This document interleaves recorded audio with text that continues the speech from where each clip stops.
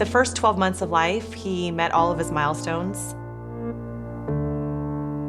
He was sitting up, he was crawling, he was walking on time. The biggest area of concern was that he was not talking. By 18 months, I brought it up to the pediatrician's attention, and then shortly after that is when we started noticing some stare-offs that just looked a little off. We really weren't sure what was going on.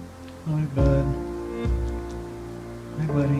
I don't think I saw it for the first month. Yeah. You know, she'd be like, "Did you see that? Did you see that?" And by the time I would look, it would be gone. But it just got progressively more and more and more. He was kind of just off in his own little world, not really interested in what was going on around him or who was there with him. He would sleep for a long period of time at nighttime. You know, he'd get a good 11 or 12 hours of sleep at night, but he would wake up with these bags under his eyes. He looked exhausted. And again, did not have any idea what was going on.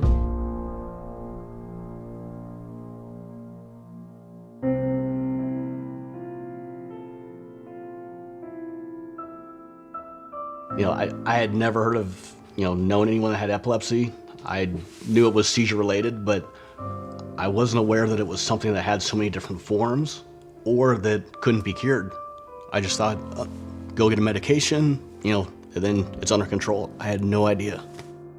It took like a month or two, I think, to get in to see the epileptologist the first time, so that was a little disconcerting. And what had happened in those few months is that the seizures were changing. They became more noticeable. So Totally. Now my husband noticed when he was having one. We consulted with a neurologist here in San Diego, like Bob said, it was a couple months later. And she recommended that we start Lamictal. When we put him on Klonopin, it was, he was walking into trees. At that point, we're starting the 4th seizure medication. And there's no progress being made.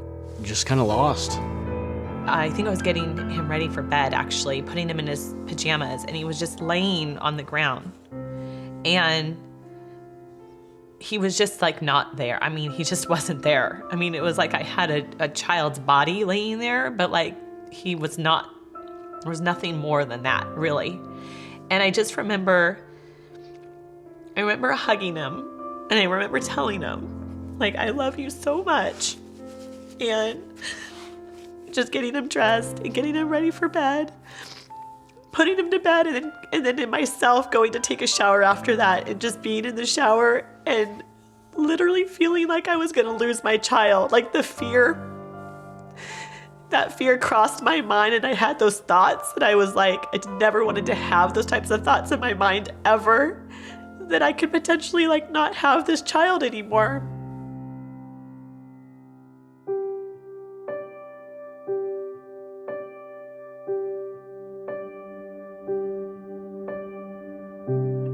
Another parent that I met through the epilepsy support group here in San Diego, she talked very highly of the keto diet. She talked very highly of the whole team at UCLA. Our thoughts were, the medications aren't working, decided to do something different.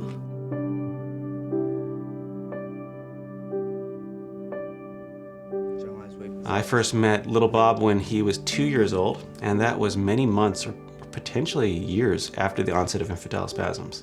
It's hard to pinpoint when they exactly began because infantile spasms can be so subtle. But when he first came to UCLA, he was actually in pursuit of a trial of the ketogenic diet without an adequate characterization of his seizures, not knowing exactly what kind of epilepsy he has. I think one of the nurses said, hey, we've got the guy that specializes in what we think your son has. He's reading the EEG now. And so it's just very, very lucky. When you read about infantile spasms on the internet, it is not a pretty picture, and that's downright scary. So people get scared of the disease, they get scared of the treatments, they get scared of the drugs their children are taking. But when it works, those fears are erased pretty darn quickly. We just had one simple conversation, and it was clear at that point that this was not garden variety epilepsy, that these were infantile spasms, and that the multiple treatment trials that had been previously undertaken were ill-advised and were not tailored to infantile spasms. So this is a pretty typical spasm, and the classic feature is a forward head drop. We're about to see it right there. We think that in the case of infantile spasms, that every single day with uncontrolled spasms or with continued abnormal electrical activity in the brain is an ongoing threat. And that's why we make patients and parents commit to a therapy the day of diagnosis. We don't delay. He had said, the bad news is yep, they're spasms. The good news is the type of epilepsy that your son has, just the right medications haven't been used yet.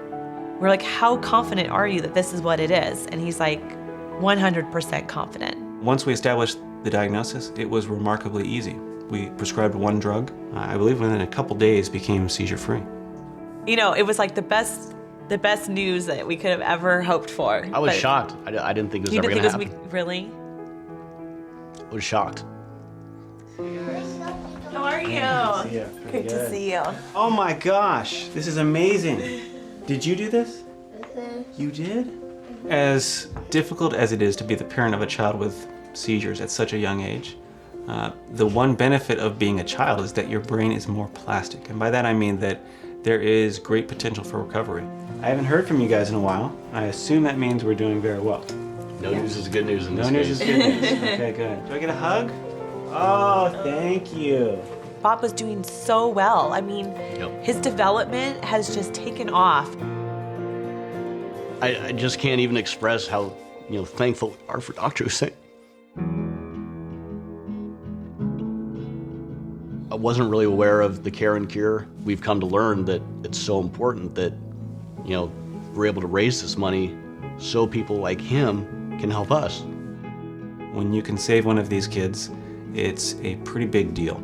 It's not like curing an ear infection, treating a sore throat. This is dramatically altering the trajectory of a kid's life. So yeah, that keeps me coming back to work. But for every kid like Bob, there are 2 or 3 others who don't respond to therapy or who don't make it to a pediatric epilepsy specialist who knows which test to do or knows which drug to prescribe. The impact of Care and Cure has been substantial. For every single year that I've been here, we've added yet another Care and Cure fellow to our training program. We can't do what we do without the help that Care and Cure has given us. Each epileptologist that we add to the community really allows us to take care of more patients and dedicate more time to each patient. When you have a very collaborative environment, you can bounce ideas off of each other. You have the expertise of not just one person, but the expertise of an entire team. Patients have been underserved, and that's why it's so critical to keep this program going. It's a very tangible impact. Every day we take care of kids with epilepsy and get them the care that they deserve.